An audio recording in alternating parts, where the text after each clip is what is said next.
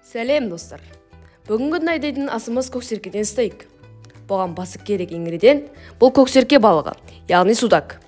Бұл көксеркені кеше жексенбі күні әкем екеуміз көлге барып аулап келдік, достар. Десек өтірік болып қалды, Хош. Сонымен бұл анама келген 4 килограммдық көксерке балығы. Стейк үшін бізге керегі: көксерке 1 килограмм, тұз 1 шай қасық, қарабұрыш жарты шай қасық, ұн 4 ас қасық, 1 лимон қабығы және қуырылған алған май. Қалған басын құйрық бөлігін анам уха сорпасын дайындауға өзі бөлек алып қалды. Алдыменен балықты қабыршағынан ашып тазалап аламыз.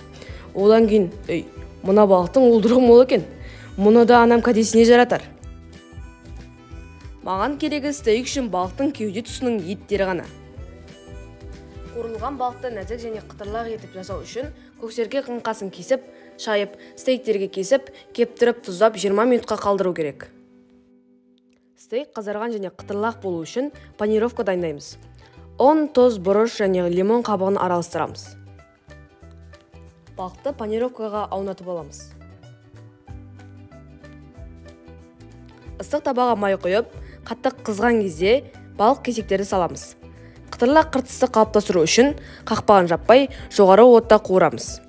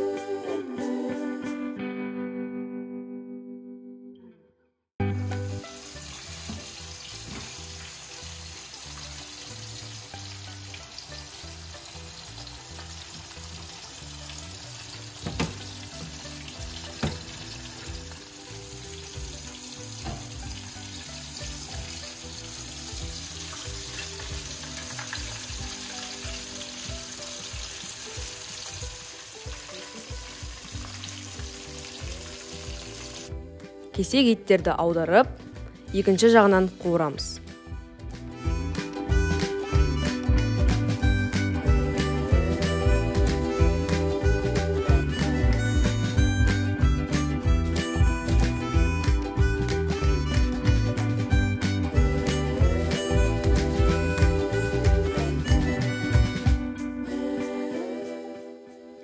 Артық майды кетіру үшін қағаз сүлгімен табаққа салыңыз.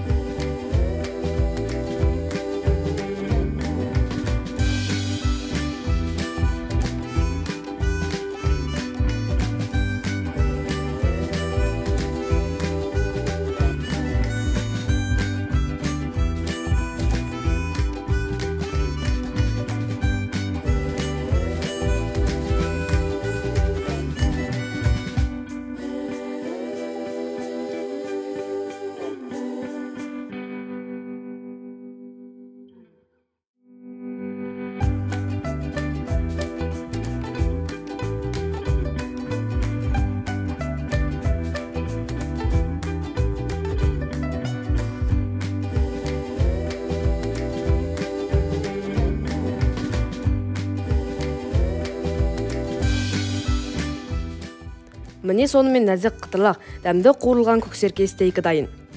Біз балықты салатпен, лимонмен, сондай-ақ сүйікті ас жапырақпен бірге береміз. Асыңыз дәмді болсын. Жаңа бейнені жіберіп алмау үшін менің каналыма жазылыңыз.